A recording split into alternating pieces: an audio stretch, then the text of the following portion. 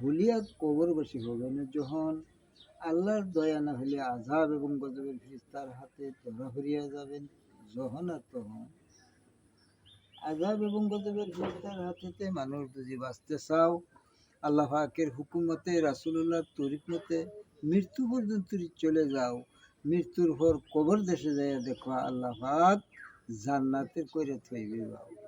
জান্নাতবাসী হইবে যারা, জান্নাতের মাঝখানে তাহার জন্য একটি গাছ থাকবে খাড়া, সেই গাছের উপরবায় থাকবে গোড়া, আগ থাকবে নিজবা। সেই গাছের মধ্যে অগণিত ফল আসবে, সেই ফলের ভিতরে অগণিত মজা থাকবে। জান্নাতবাসীর মুখের গুলো কিয়ামত পর্যন্ত আসতে থাকবে, আরামায়েশে খাওয়া যাবে, পেশরাবও হবে না, পায়খানা হবে না। যেদিন ইসরাফিলের সিংহায় ফু মারবে, সেই দিন কঠিন কিয়ামত আরম্ভ হয়ে যাবে।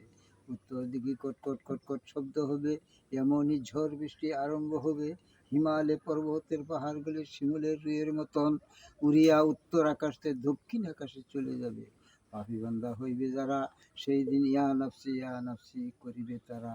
এই দুনিয়াটা কিয়ামতের আগে যাইবে না হারা।